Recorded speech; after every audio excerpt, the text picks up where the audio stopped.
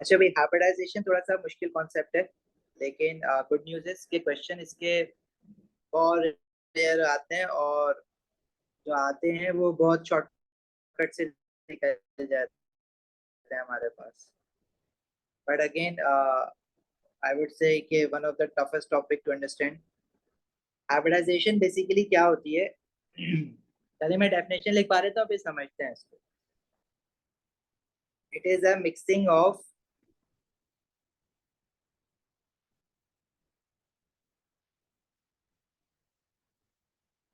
Individual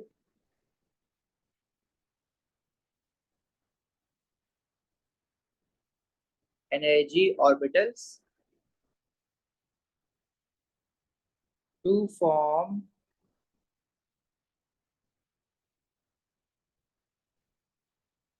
combined energy orbitals which are better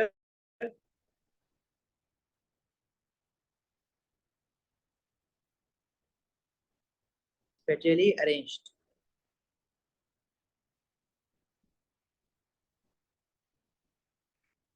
It is a mixing of individual energy orbitals to form combined energy orbitals which are better spatially arranged. अच्छा, अब ये जो word spatial है ना, it relate basically इसको हम किस तरह से डिफाइन कर सकते हैं? It is related to position और लोकेशन। मतलब स्पेस में कोई भी चीज अपने आप को किस तरह से पोजीशन करेगी, उस वर्ड को हम कहते हैं स्पेटियल अरेंजमेंट। मतलब occupying any space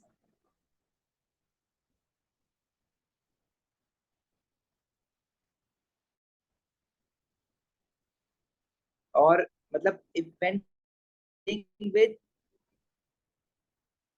positioning of anything with respect to location या with respect to position और location। ठीक है, अभी आ जाएगा समझिए, थोड़ा सा डिफरेंट कॉन्सेप्ट है, आपने कभी इस तरह का देखा नहीं है एक्चुअली।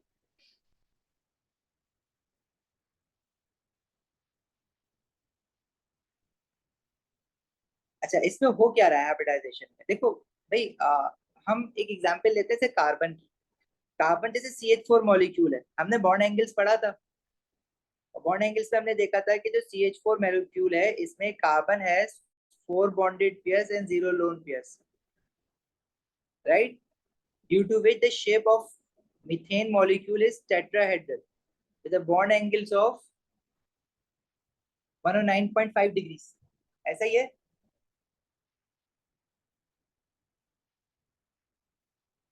तो इसमें जो हमारे बॉन्ड एंगल्स होते हैं वो 109.5 डिग्रीज के होते हैं।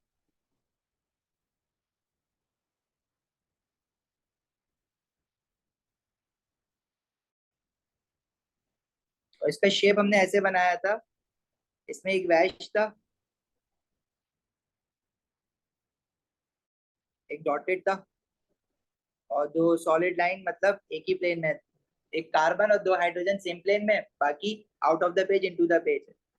And all the bond angles, अभी हमने बात की थी कि into the page out of the page जो है 3D में देखने पड़ेंगे, जैसे हम वो मॉलिक्यूलर मॉडलिंग किट से बना रहे थे,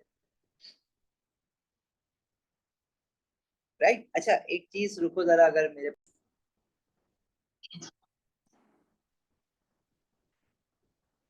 देखो, ये जो हम लोग टेट्राहेड्रल शेप बनाते हैं, अब उसमें 4 बॉन्डेड पेयर 0 लोन पेयर होते हैं। अब ये दो बॉन्डेड पेयर्स हैं, मुझे इसमें ऐड करने पड़ेंगे 4 bonded pairs, right? This is our tetrahedral shape. इसमें सारे बॉन्ड एंगल जो है वो 109.5 डिग्रीज के हैं। अभी जो बोर्ड के पीछे जा रहा है वो हमने डॉटेड से बनाया हुआ है, और जो हमारे पास स्क्रीन की तरफ आ रहा है ना, ये वाला जिसको मैं मूव कर रहा हूँ, ये वाला जो है वो हमारा बाहर आ रहा है स्क्रीन से। अब ये वाला जो मैं मूव कर रहा हूँ ना, ये ठीक है। अच्छा, अब ये जो कार्बन ने बॉन्डिंग की हुई है, इसने ऑब्वियसली अपना ऑर्बिटल ओवरलैप किया हुआ है ना, वैसे तो बॉन्डिंग कर नहीं सकता है ये।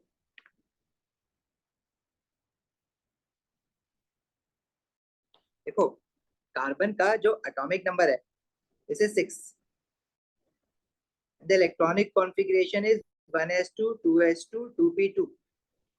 This is the ground state electronic configuration of carbon. लेकिन कार्बन कभी भी अपनी ग्राउंड स्टेट में इलेक्ट्रॉनिक कॉन्फ़िगरेशन नहीं कर रहा होता।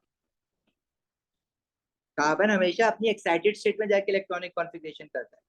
क्या मतलब है इस बात का कि उसके देखो 2p में तो 2 अनपेयर्ड इलेक्ट्रॉन है, लेकिन कार्बन तो 4 बॉन्ड बना रहा होता है। 4 बॉन्ड बनाने का मतलब है कार्बन मस्ट है 4 अनपेयर्ड इलेक्ट्रॉन। और वो 4 अनपेयर्ड इलेक्ट्रॉन कहाँ से आते हैं कार्बन के पास? उसके 2s में जैसे 2 इलेक्ट्रॉन है, 2p में 2px में 1 इलेक्ट्रॉन है, 2py में 1 अनपेयर्ड इलेक्ट्रॉन है। तो कार्बन पहले हमेशा अपनी एक्साइटेड स्टेट में जाता है। एक्साइटेड स्टेट में किस तरह से जाता है कि वो अपने 2s का 1 इलेक्ट्रॉन निकाल के डाल देता है किसमें? 2pz में। तो इसका 2px 2py और 2pz। तो कार्बन अपना 1 इलेक्ट्रॉन 2p 2s से अपना 1 इलेक्ट्रॉन निकाल के 2pz में डाल देगा।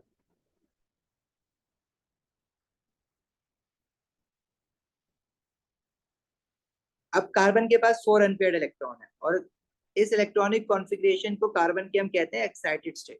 कार्बन जब भी बॉन्डिंग करने जाते हैं ना एक्साइटेड स्टेट में करते हैं, अदरवाइज ग्राउंड स्टेट में तो उसके पास सिर्फ 2 अनपेयर्ड इलेक्ट्रॉन है। 2 अनपेयर्ड इलेक्ट्रॉन का मतलब है कि कार्बन सिर्फ 2 ही बॉन्ड बना सकता है, लेकिन कार्बन तो हमेशा 4 बॉन्ड बनाते हैं। तो एक्साइटेड स्टेट में इट हैज 4 अनपेयर्ड इलेक्ट्रॉन।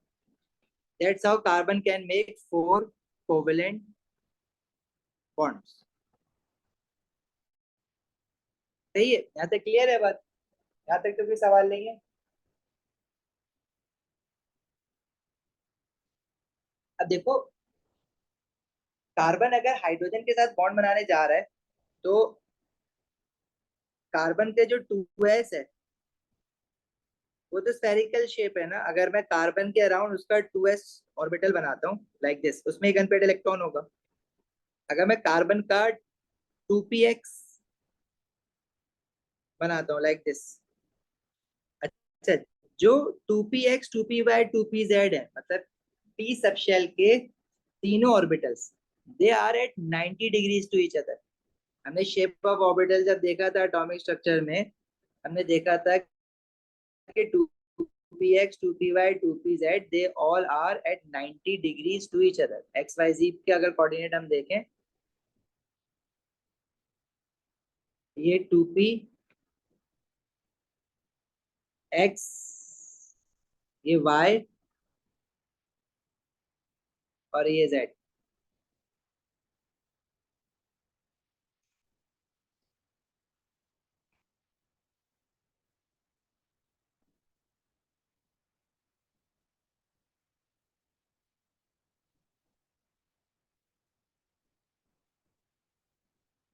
इन सब में एक एक अनपेयर्ड इलेक्ट्रॉन आ गया जब कार्बन एक्साइटेड स्टेट में।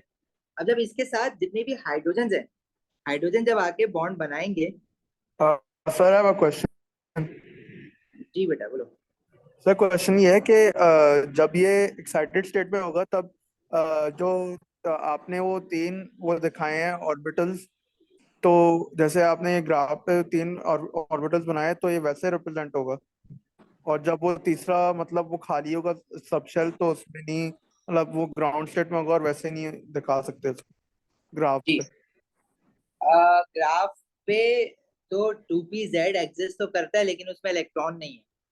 ओके, सो सर वो ठीक है उस पे नहीं बनाएंगे जो जी। डॉटेड लाइन जैसे आपने बनाई है। वो बना सकते हो but that would be empty ना। But carbon always goes into excited state before bonding. If you remember in atomic structure, if you see the MCQs, they always say make the ground state electronic configuration. ठीक है, तो वो normal जो हमने ऊपर बनाई हुई है पहली वाली वही होगी।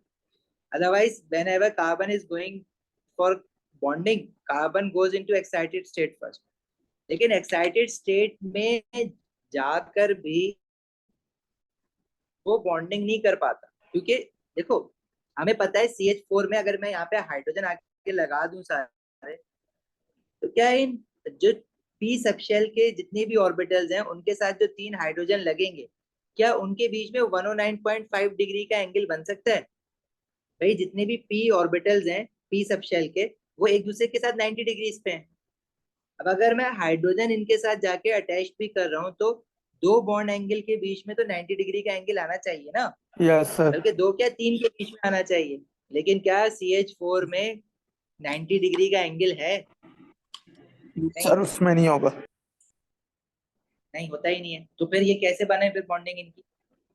बेसिकली देखो, बॉन्डिंग, जब भी कोई एटम बॉन्ड बनाता है ना, तो उसका मकसद सिर्फ ये नहीं होता कि बस वो अपना किसी तरह से वैकेंट ऑर्बिटल्स को कंप्लीट कर ले। उसको ये भी देखना होता है कि उसके साथ जो बॉन्डेड एटम्स हैं, they should stay at maximum separation from each other. That's what theory of Vesper was telling you. जो बॉन्ड एंगल, जो बॉन्ड सेपरेशन है, वो जो सेंट्रल एटम है वो अपने हाइड्रोजन पे बॉन्डेड एटम्स को एक दूसरे से मैक्सिमम सेपरेशन पे रखेगा, otherwise they will keep interacting with each other. ठीक है? तो यस। मैक्सिमम सेपरेशन में रखने के लिए carbon realizes that the its existing orbitals, especially p subshell orbitals, they have angles of 90 degrees to each other. If carbon makes bond in this position, what will happen? These hydrogen will stay closer to each other. और hydrogen नहीं हो तो CCl4 की example ले लो, तो chlorine atoms है। When the bonded atom they stays close to each other, it means they will keep interacting, मतलब एक दूसरे को रिपेल करते रहेंगे, और वो जो बॉन्ड है वो फिर स्टेबल नहीं हो पाएगा कभी भी। Carbon realizes that its existing orbitals are not fit to make four bonded pairs या four covalent bonds. तो कार्बन अपने existing orbitals को खत्म कर देता है। किस तरह से खत्म करता है? अब एक एक्साइटेड स्टेट बना रहा हूं मैं कार्बन की डायरेक्टली। इसमें कार्बन करेगा क्या कि अपने वो एक 2s ऑर्बिटल को और 2p के जो तीनों ऑर्बिटल्स हैं, 2px 2py 2pz, इन तीनों ऑर्बिटल्स को वो आपस में मर्ज करे। किस तरह से? देखो, इन चारों ऑर्बिटल्स में एक एक अनपेयर्ड इलेक्ट्रॉन है। इन चारों ऑर्बिटल्स का अगर हम शेप देखें तो ये हमारे s ऑर्बिटल का शेप स्फेरिकल है, px orbital is dumbbell shape, py is also dumbbell shape, and pz is also dumbbell shape. But problem is px, py, and pz, they are all 90 degrees to each other. But carbon, when it has to make four bonded pairs, the angle separation is 109.5 degree. तो in existing orbital के साथ तो carbon 109.5 degree के angle पे नहीं आ सकता bonded pairs को लेके। तो कार्बन करता है क्या है कि इट मर्जेस और mixes is it's 2s 2px 2py and 2pz orbitals, मतलब s ऑर्बिटल को और तीनों p ऑर्बिटल को आपस में मर्ज करके एक नया ऑर्बिटल बनाता है, जिसकी पोजीशनिंग और जिसकी लोकेशन अपने हिसाब से वो स्पेस में अरेंज करता है। मुसव्विर जो फोर्थ हाइड्रोजन है ना, वो आपका s, जो कार्बन का 2s ऑर्बिटल है उसके साथ आ रहा है, ये वाला देखो, एक ये है, दूसरा ये है, तीसरा, चौथा।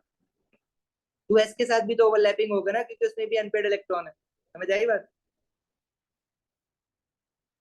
So what does carbon do is it mixes its individual energy orbital that includes s orbital, px orbital, py orbital, and pz orbital, and mixes them to form a combined energy orbital.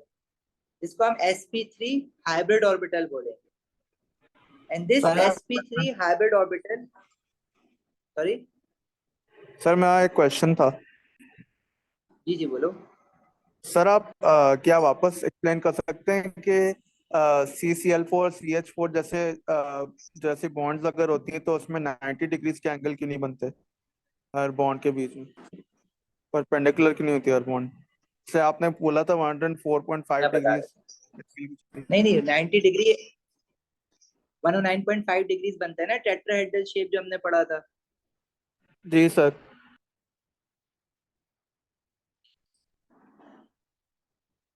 तो असल में 109.5 degrees बनता है, 90 degrees के angle नहीं होते। लेकिन अगर आप एग्जिस्टिंग कार्बन के जो ओरिजिनल पी सबशेल के ऑर्बिटल्स हैं, वो तो एक दूसरे के साथ 90 डिग्रीज पे है ना, उनको तो जो एंगल बनाना चाहिए वो 90 डिग्री के, दो एंगल, तीन एंगल तो 90 डिग्री के बनने चाहिए उसमें। लेकिन ऐसा तो नहीं हो रहा, हमारे पास तो 109.5 डिग्रीज के बन रहे हैं। अच्छा एक मिनट ओके, रुको, आई मुझे पता है अंडरस्टैंड। ये ना थोड़ा सा, just give me a minute. इसकी एक वीडियो मेरे पास थी, लेट मी सी, अगर वो मुझे मिल जाती है ना मैं वो दिखाता हूँ। इसमें हमेशा प्रॉब्लम होती है, ऑनलाइन पढ़ने में तो काफी प्रॉब्लम होती है इस टॉपिक, लेकिन questions again they are very easy. लेकिन मैं अभी वीडियो दिखा रहा था, सब क्लियर हो जाएगा, just give me a minute. theory developed. Why is this theory so important? And how does it allow the chemist आवाज to आ रही है ना envision a इसकी? molecule in 3 dimensions? जी In this सर, आवाज आ रही chapter, है। we will explore some of the reasons why hybridization theory was developed. A student's ability to take a 2-dimensional molecule off the blackboard during lecture and fold it into 3 dimensions, or envision a molecule in 3 dimensions from a page in a book, is arguably one of the most essential skills when learning chemistry.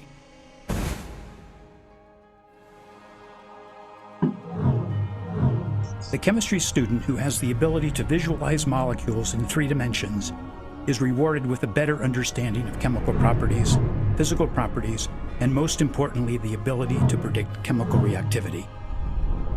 Understanding how atoms within molecules are oriented in 3 dimensions requires an understanding of hybridization theory. From simple molecules such as ethanol to more complex molecules such as the highly toxic tetrodotoxin, the concepts of hybridization are the foundation to our understanding of molecular geometry. However, looking at a 2-dimensional Lewis structure of a molecule affords much information to the scientist. For example, the overall connection of atoms within the molecular formula. After all, different structural and geometric isomers can be imagined from relatively simple molecular formulas.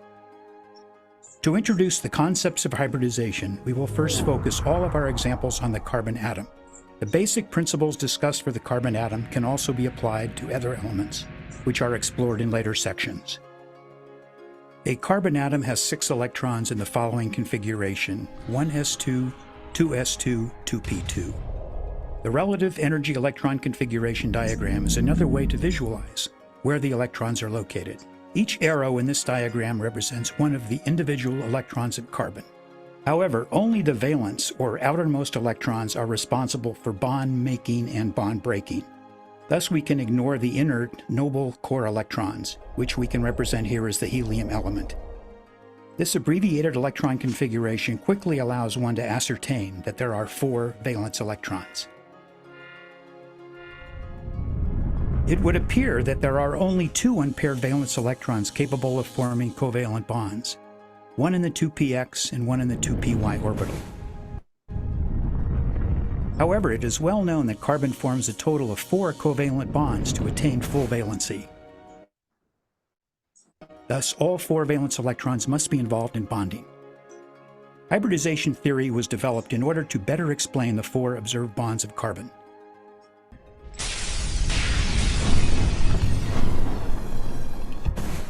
In addition, the hybrid model best explains overall molecular geometry of carbon. In other words, bond angles in 3 dimensions can be predicted.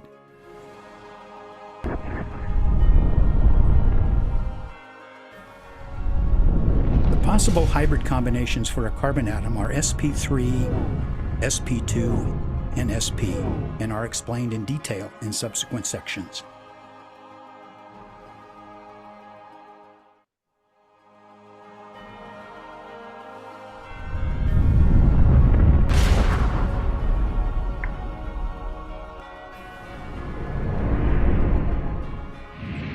Let us first start by examining the shapes of the atomic orbitals for carbon. The 2s atomic orbital is a sphere, and the 3 2p atomic orbitals are shaped like dumbbells, oriented along the 3 axes, 2px, 2py, and 2pz. Think of these 4 atomic orbitals as इसी वाला ना 3-dimensional बाहर आ shapes, रहा है। where you are most likely to find an electron 90% of the time. Notice that the electrons have access to both lobes for the 2p orbitals.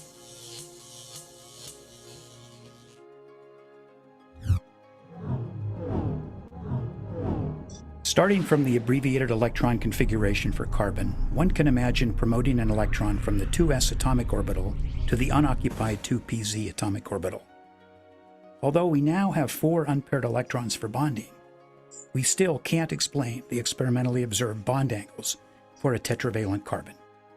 Thus, when we mix the 2s atomic orbital with all 3 2p atomic orbitals, we create 4 new degenerate energy hybrid orbitals.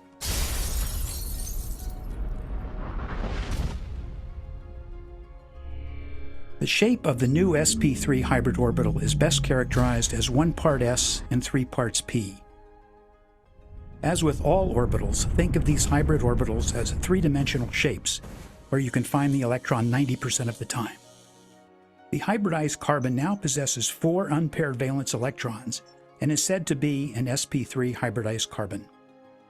When we superimpose all 4 sp3 hybrid orbitals onto the carbon atom, it becomes quite cumbersome and confusing. Thus, we simply show how the electrons in the hybrid orbitals are oriented in 3 dimensions. The 4 new hybrid orbitals attempt to get as far apart from each other as possible, 109.5 degrees. Think of this as the orbitals attempting to minimize repulsions between them. Thus, they are oriented towards the corners of a tetrahedron with all angles at 109.5 degrees. Your instructor will often draw the sp3 hybridized carbon on the blackboard as shown. The 2 solid lines in this drawing are in the plane of the board. The wedge represents the electron coming out of the plane of the board, and the dashed line represents the electron going back behind the plane of the board.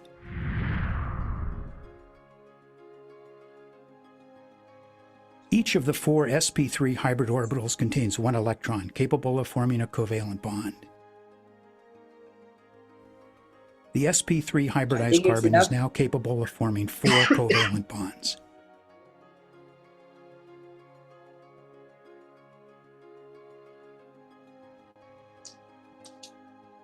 Here, X represents any atom with a valence electron capable of forming a covalent bond. Because the electron density is symmetrically located about an imaginary line that runs through the 2 adjacent nuclei, we call these bonds sigma bonds. Guys, I think it's enough. काफी समझ आ गया करना क्या चाह रहे हैं.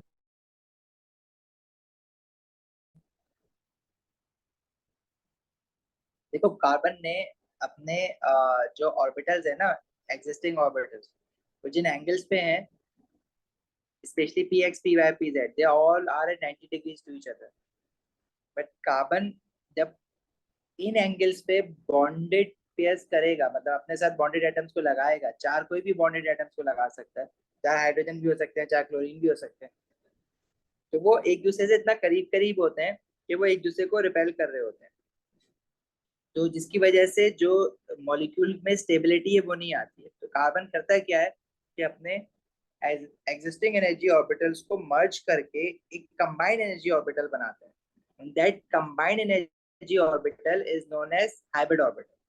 अगर carbon अपना एक s और p के 3 ऑर्बिटल मर्ज करेगा तो वो sp3 हाइब्रिड ऑर्बिटल बनाएगा. तो वो जो sp3 हाइब्रिड ऑर्बिटल है वो हमारे पास किस तरह का उसका शेप बनता है, अब इन्होंने तो एनिमेटेड वीडियो में काफी कॉम्प्लिकेटेड था एंड में, बट इसको हम सिंप्लीफाइड फॉर्म में इस तरह से बना देते हैं. अब ये सारे लोब्स जितने भी बने हुए ना हमारे पास, ये 4 लोब्स जो बने, ये बेसिकली हमारे पास एक s जिसमें एक अनपेड इलेक्ट्रॉन होगा, एक px जिसमें एक अनपेड इलेक्ट्रॉन है, एक py जिसमें एक अनपेड इलेक्ट्रॉन है, और एक pz जिसमें एक अनपेड इलेक्ट्रॉन है. तो सारे अनपेड इलेक्ट्रॉन एक एक इन चारों लोब्स में आ जाएंगे. अब ये पेज पे देखने में तो हमें ये वाले जो 2 लोब्स हैं ये इसी प्लेन पे दिख रहे हैं, लेकिन ये इस प्लेन पे नहीं है. बेसिकली एक आउट ऑफ द पेज है, एक इनटू द पेज है.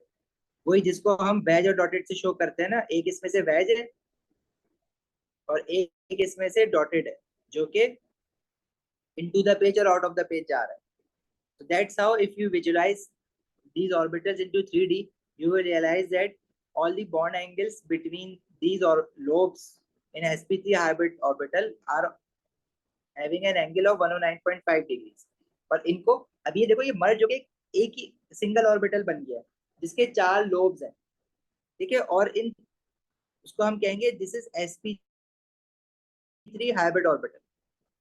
अब sp3 हाइब्रिड ऑर्बिटल के 4 लोब्स बन गए. ये सारे sp3 हाइब्रिड ऑर्बिटल का ही पार्ट है, ठीक है. अब हाइड्रोजन जैसे CH4 है, तो अब इसमें से जो 4 हाइड्रोजन होंगे हमारे, वो जब इनके साथ ऑर्बिटल ओवरलैप करेंगे तो वो मैक्सिमम सेपरेशन पे जाएंगे। लेट्स से एक हाइड्रोजन आके यहाँ पे लगा अपना 1s1 लेके, दूसरा हाइड्रोजन इधर आके ऑर्बिटल ओवरलैप कर रहा है, एक वेज के साथ आ गया और एक डॉटेड के साथ आ गया।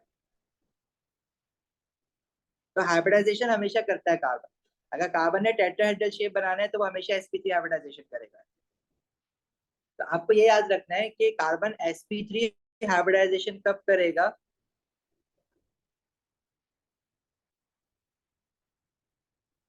जब हमारे पास शेप जो है वो टेट्राहेड्रल बनेगा और बॉन्ड एंगल्स होंगे 109.5 डिग्री। Similarly, हमारे पास there is another type of hybridization, that is sp2 hybridization. So for example,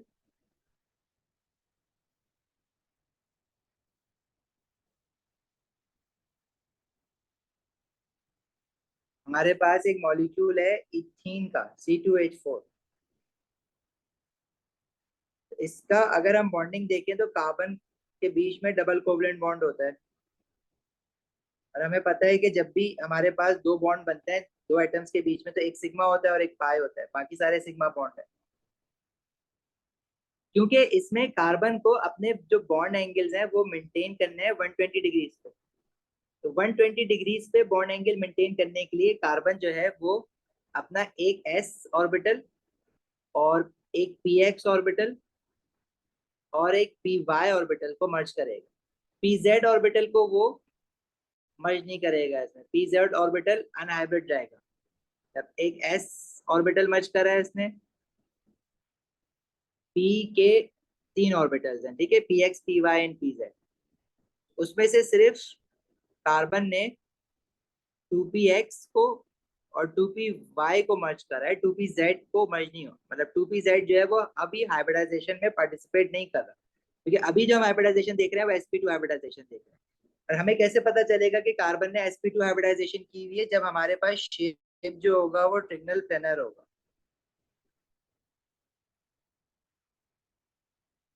और बॉन्ड एंगल्स होंगे 120 डिग्री के, उस वक्त sp2 हाइब्रिडाइजेशन हुई होगी। sp2 हाइब्रिडाइजेशन के जो हाइब्रिड ऑर्बिटल्स के लोब बनेंगे वो इस तरह से बनते हैं। तब इनके बीच में जो लोब्स के बीच में जो एंगल आ रहा होगा वो 120 डिग्री का होगा। तो इसमें दो कार्बन है, एक को कार्बन 1 कह रहा हूँ मैं, एक को कार्बन 2 कह रहा हूँ। तो दोनों कार्बन ने sp2 हाइब्रिडाइजेशन की हुई है। तो इनके जो sp2 हाइब्रिड ऑर्बिटल्स के लोब्स हैं वो इस तरह से, this is sp2 hybrid orbital,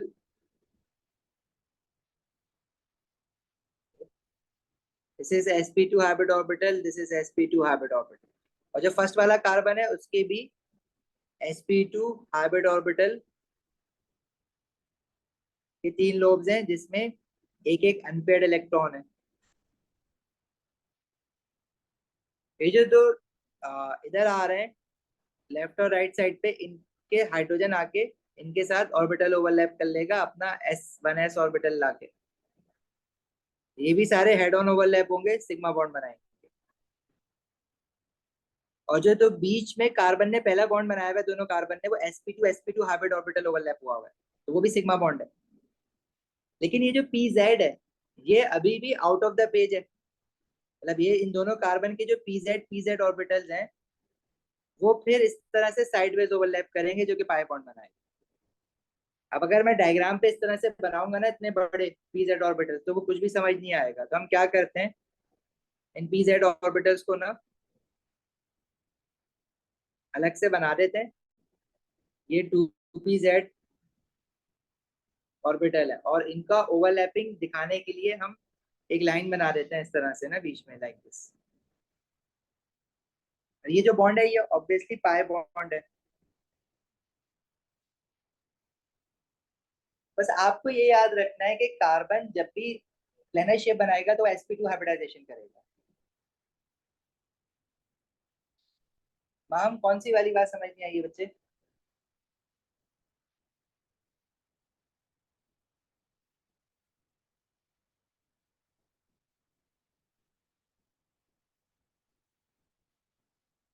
देखो sp2 हाइब्रिडाइजेशन कब होगी, जब कार्बन ने शेप सिग्नल प्लानर बनाना है। Like in ethene molecule carbon, both the carbon है 3 bonded pairs and 0 lone pairs.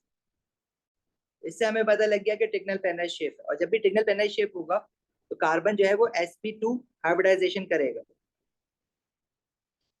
और sp2 हाइब्रिडाइजेशन करने के लिए कार्बन को sp2 है ना, मतलब एक s है, और p2 का मतलब क्या है कि p सबशेल के 2 ऑर्बिटल उसने मर्ज किए हैं अपने साथ। तो sp2 हम क्या ही उसी को रहे, एक s और 2 p, दैट इज sp2। सही है। और जब sp2 हाइब्रिड ऑर्बिटल बनेगा तो उसके 4 लोब्स नहीं होंगे, sp3 के 4 लोब्स थे, क्योंकि उसमें 4 ऑर्बिटल मर्ज हो रहे थे। यहाँ पे 3 ऑर्बिटल मर्ज हो रहे हैं तो उसके सिर्फ 3 लोब्स होंगे, और इन तीनों लोब्स के बीच में 120 डिग्री का एंगल होगा। अब क्योंकि हमारे पास 2 कार्बन है तो दोनों कार्बन ने sp2 हाइब्रिडाइजेशन ही की है, मतलब ये दूसरा वाला कार्बन है इसने भी sp2 हाइब्रिड ऑर्बिटल बनाया है लाइक दिस।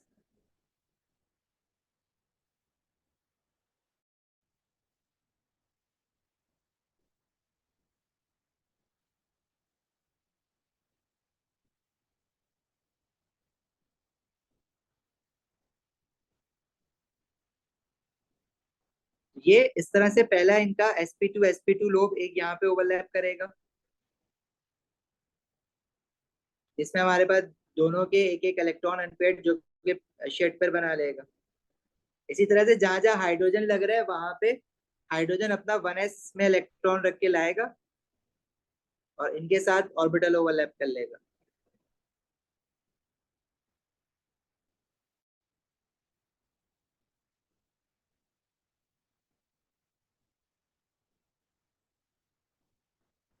अच्छा, पी जेड जो था दोनों का, वो तो हाइब्रिडाइजेशन में पार्टिसिपेट नहीं कर रहा था ना, तो वो तो 90 डिग्री पे होगा। उसको हमने इस तरह से बना दिया अलग अलग करके, दोनों कार्बन का एक पीजेड होगा, और वो दोनों पे साइडवेज ओवरलैप करके पाई बॉन्ड बना लेंगे।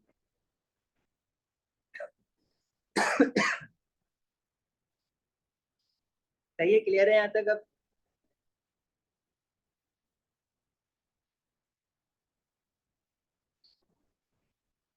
इसी तरह से हमारे पास एक और हाइब्रिडाइजेशन है जिसको हम sp हाइब्रिडाइजेशन कहते हैं। अब sp हाइब्रिडाइजेशन में जैसे नाम से पता लग रहा है कि कार्बन का एक s ऑर्बिटल और दो बल्कि एक p ऑर्बिटल आपस में ओवरलैप मर्ज करेंगे और हाइब्रिड ऑर्बिटल बनाएंगे।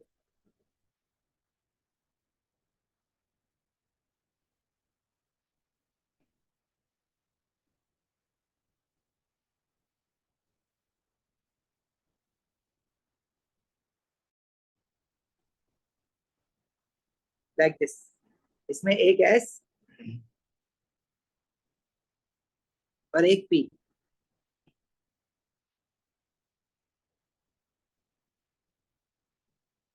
तो जब दो ऑर्बिटल मर्ज होंगे तो हमारे पास इसकी एग्जांपल, जब भी कार्बन जो है ना वो लीनियर शेप बनाएगा ना, जैसे बॉन्ड एंगल 180 डिग्री के होते हैं, तो वो एक s और एक p को मर्ज करेगा, and this is sp hybridization. एक s है और एक p है, इसलिए p1 है सिर्फ p।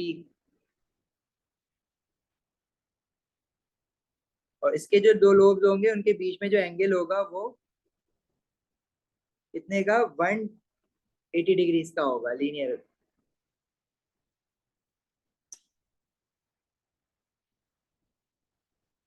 इसी तरह जो दूसरा कार्बन है उसने भी sp हाइब्रिडाइजेशन की है,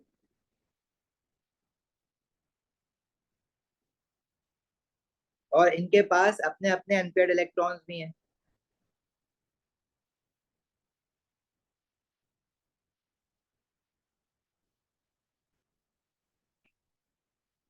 अच्छा, पी एक्स, 2p y और 2p z ये अभी भी अनहाइब्रिड है, और ये 90 डिग्री टू द प्लेन होंगे, इनके बीच में 90 डिग्री का एंगल होगा। ये आपस में आके जब अपना ओवरलैपिंग रीजन में अपने शेड पेड ऑफ इलेक्ट्रॉन को रख देंगे, तो this is sp hybrid orbital के, और दोनों कार्बन में sp हाइब्रिड ऑर्बिटल के दो दो लोग हैं। अगेन हाइड्रोजन वैसे ही आएगा अपना 1s लेके यहाँ पे।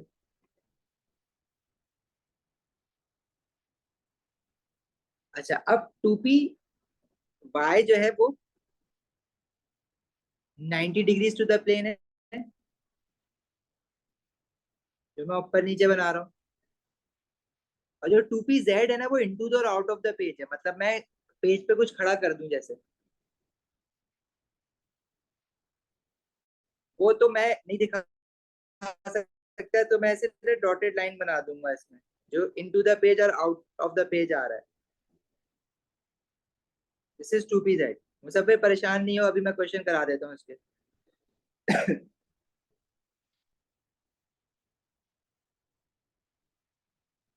देखो मैं तुम्हारा मसला ना आसान कर देता हूँ, रुको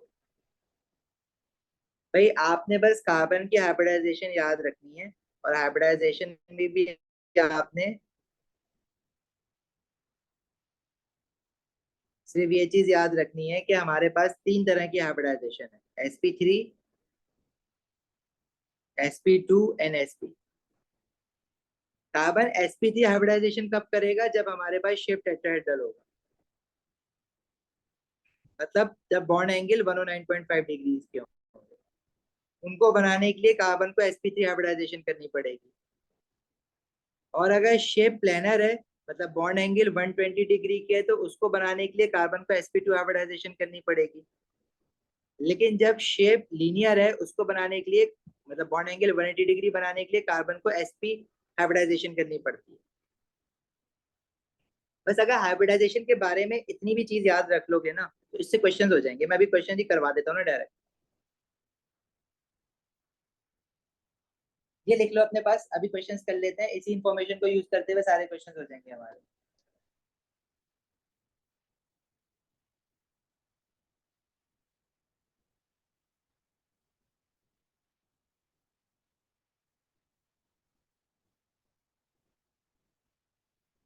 done.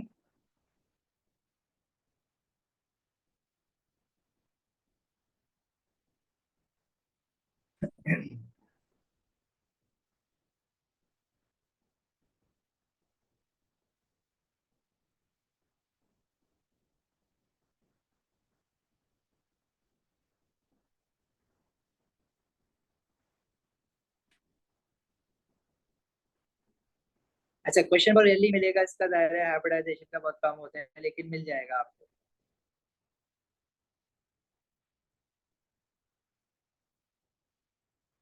Question 22। The double bond between the two carbon atoms in ethene molecule. ethene का फॉर्मूला ओ लेवल से तो याद है ना, this is C2H4, consist of 1 sigma bond and 1 pi bond. ethene का स्ट्रक्चर ये है, अभी अभी हमने इसी की एग्जांपल में sp2 हाइब्रिडाइजेशन देखी है ना, ठीक है। अच्छा, इसमें जो दो एटम्स के बीच में जो पहला बॉन्ड होता है वो सिग्मा बॉन्ड होता है। तो कार्बन और हाइड्रोजन के बीच में जो बॉन्ड है वो सारे सिग्मा बॉन्ड है, लेकिन कार्बन कार्बन के जो बीच में बॉन्ड है, एक सिग्मा है और एक पाई। दोनों कार्बन ने दोनों कार्बन के अबाउट जो शेप बना हुआ है वो ट्रिगनल प्लेनर बना हुआ है with bond angle of 120 degree. ऐसा ही है ना?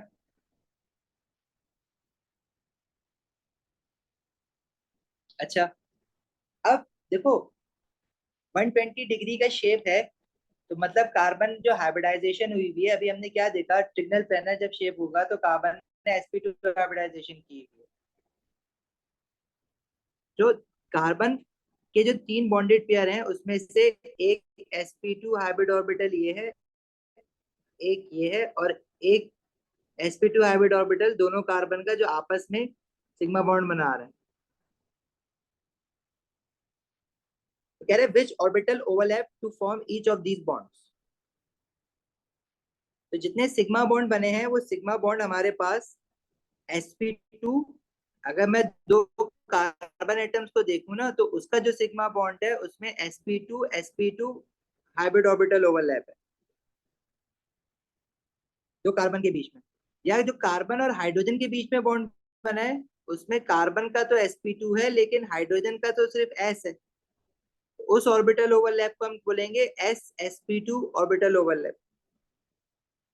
लेकिन जो कार्बन के बीच में जो पाई बॉन्ड बनेगा, पाई बॉन्ड तो हमेशा बनता ही पी और पी साइडवेज ओवरलैप है ना, तो पाई बॉन्ड तो हमेशा होता ही पी और पी साइडवेज ओवरलैप है, उसमें तो कोई हाइब्रिडाइजेशन वाला चांस होता ही नहीं है।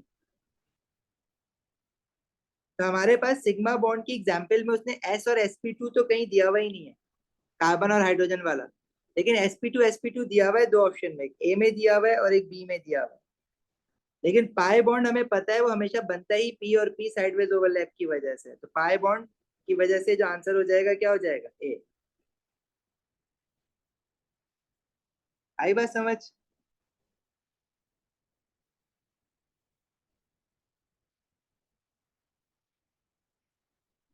माहम, मोइल, रिदा, शयान।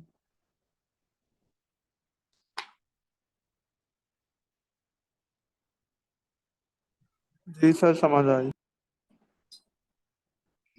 सवाल निकालो बस इसका ना, फंसने की जरूरत नहीं आया पढ़ाई। और बहुत कम मिलेंगे सवाल इसके, और पेपर वन में ही मिलेंगे मोस्टली। लेट मी सी अगर कोई और है।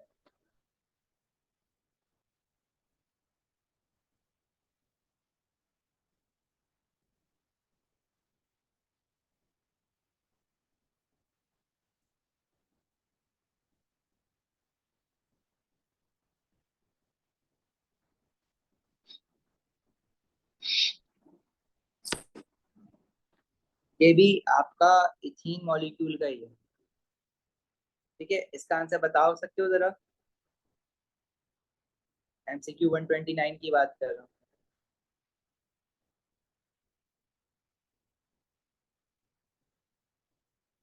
अब sigma bond is made between two carbon atoms in a molecule of ethene. जो दो कार्बन एटम्स के बीच में बॉन्ड बनना है, सिग्मा बॉन्ड, वो उनके हाइब्रिड ऑर्बिटल के बीच में बनना है।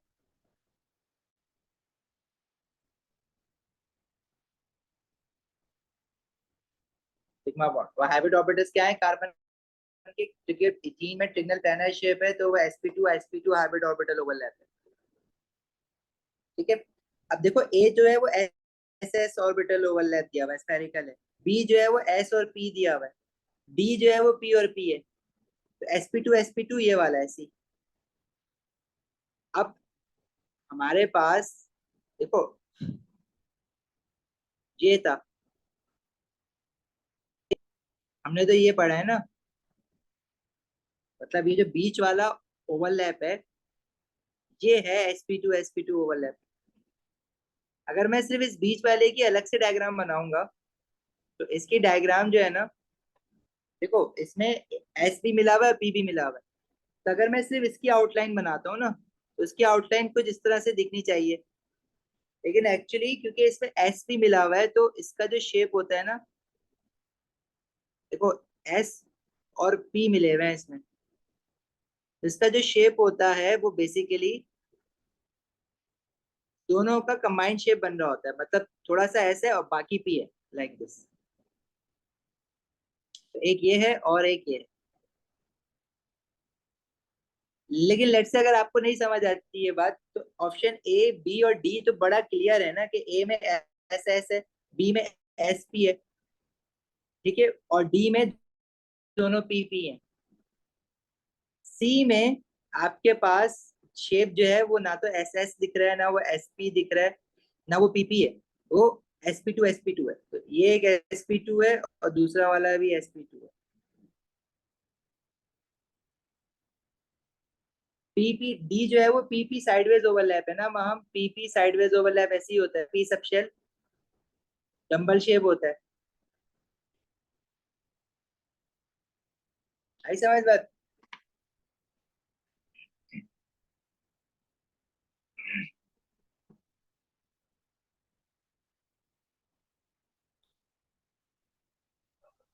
Yes sir.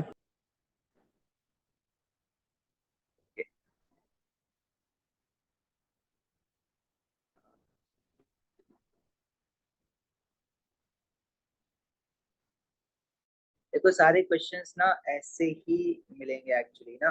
जैसे ये क्वेश्चन है, इसमें कह रहा है sketch a diagram to show how to sp hybrid orbital can form a sigma bond. अभी अभी हमने बनाया ना ये एमसीक्यू में देखा हमने। अब SP SP hybrid orbital overlap जो होंगे ना, वो हमारा लीनियर वाले शेप में होंगे। उसकी एग्जांपल में जैसे हम लोग क्या कहते हैं, ये ले लें। मैंने आई थिंक वो भी इथीन के साथ ही बनाती थी शायद। एक मिनट।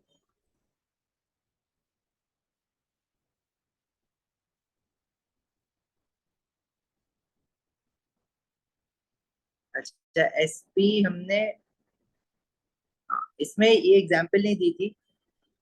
इसमें ना ये C2H2 इथाइन कहते हैं इसको। इसमें कार्बन कार्बन ट्रिपल बॉन्ड होता है। इसमें एक सिग्मा है, बाकी दो पाए हैं कार्बन के बीच में।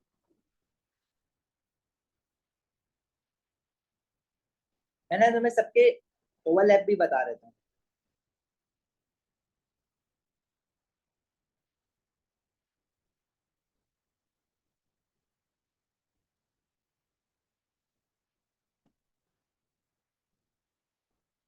नहीं कर लेते हैं।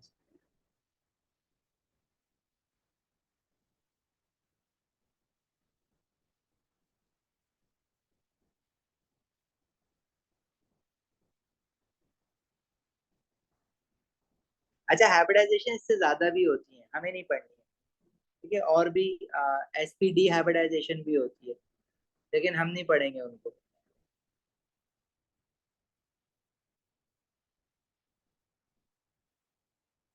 sp3 हाइब्रिडाइजेशन में ऑर्बिटल इस तरह से बने हुए होते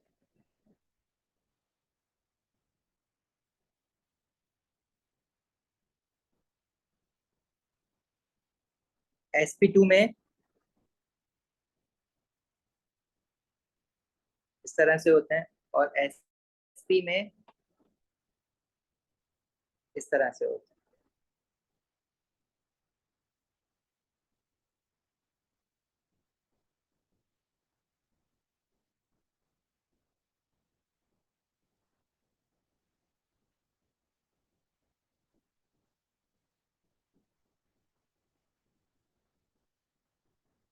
अच्छा, सेकेंडली अगर हमारे पास क्या कहते हैं, दो एसपी ओवरलैप बना रहे हैं, तो उसका शेप जो है ना कुछ इस तरह से आएगा। देखो,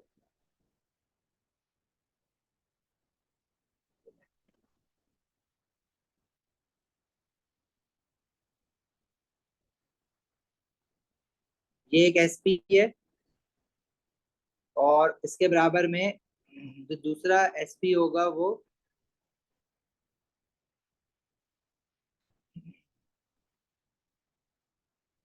इस तरह से होगा। ठीक है, ये याद कर लो।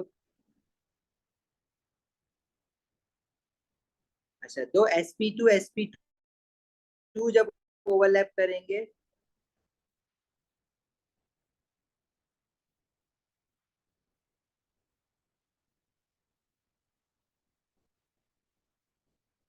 तो उसका शेप मैं बना देता हूँ कैसा बनेगा।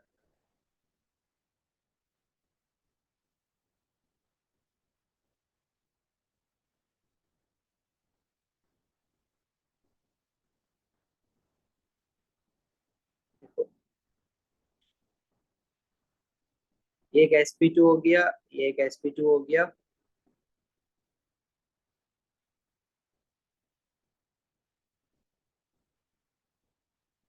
और इसका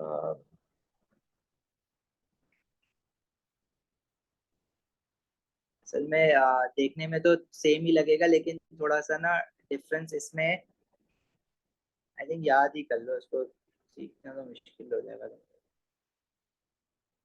लाइक दिस वन, ये कुछ ऐसे बनेंगे। ठीक है, sp2 का जो शेप होता है ना, वो इस तरह से होता है। I think direct final form में याद रखो। जाहिर है ये इनके बीच में न्यूक्लियस भी है इनके। अगर मैं पूछूं कि जो एटम है उसका न्यूक्लियस क्या है, वो बेसिकली इसका सेंटर में इसका इधर है, और इसका इधर और इधर है, बीच में पॉजिटिव न्यूक्लियस भी बना दें।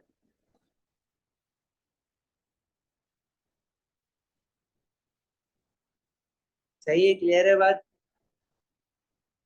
Yes sir. ठीक है, ये थोड़ा सा देखो याद करना पड़ेगा, मतलब अभी हाइब्रिडाइजेशन पे इससे ऊपर का क्वेश्चन आता नहीं है, ठीक है, इतना ही मिलेगा आपको। और अभी रिसेंटली उसने इस तरह के ऑर्बिटल ओवरलैप के शेप ज्यादा पूछना शुरू किए, वरना पहले तो आपको सिर्फ sp2 क्या होता है, sp क्या होता है, ये पूछता रहता था।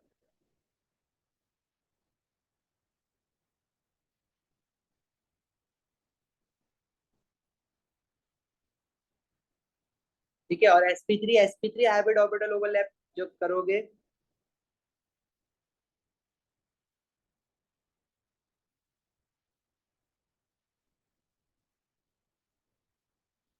मुसव्विर यस ड्रॉ करने के लिए आता है।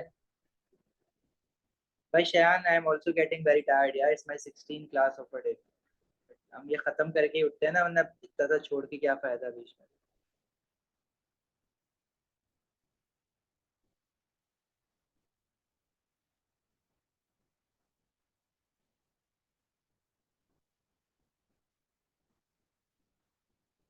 अच्छा, sp3 में जब हम ऑर्बिटल ओवरलैप करेंगे तो p ज्यादा बड़ा होता है इसका बेसिकली, तो इसका जो शेप बनेगा ना, वो इसका शेप भी कुछ sp2 जैसे ही बनता है, और ये थोड़ा छोटा होता है इसका। तो मोस्टली उसने आपसे जो क्वेश्चंस पूछे हुए हैं वो sp2 भी पूछा हुआ है, sp भी पूछा हुआ है, sp3 मिलेगा नहीं आपको कहीं।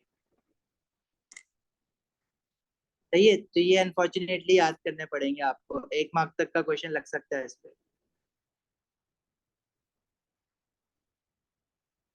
इसकी डिटेल ड्राइंग भी की जा सकती है कि क्यों इसका शेप ऐसा आ रहा है, इसका शेप ऐसा आ रहा है, तो वो बहुत आगे बहुत लंबी बात हो जाएगी, इतना वर्थ इट नहीं है इस पे टाइम स्पेंड करना एडवर्टाइजेशन पे। यस मोइल, पहला टेस्ट जो है वो इलेक्ट्रॉनिक कॉन्फ़िगरेशन तक है, उसके बाद फिर आपका कंबाइंड टेस्ट होगा, एटॉमिक स्ट्रक्चर और केमिकल बॉन्डिंग का जो सेकंड टेस्ट होगा। ठीक है भाई। सर चलो, कंबाइंड टेस्ट कब होगा? अभी आप फर्स्ट टेस्ट दो, उसके बाद देखते हैं। अच्छा बॉन्डिंग ठीक। खत्म कहाँ किया है अभी हमने? ठीक है, इंटरमोलिकुलर फोर्सेस रह गया, कमिंग वीक में बॉन्डिंग खत्म हो जाएगा पूरा, तो फिर कमिंग वीक के नेक्स्ट वीक या उससे नेक्स्ट वीक हम लेंगे टेस्ट।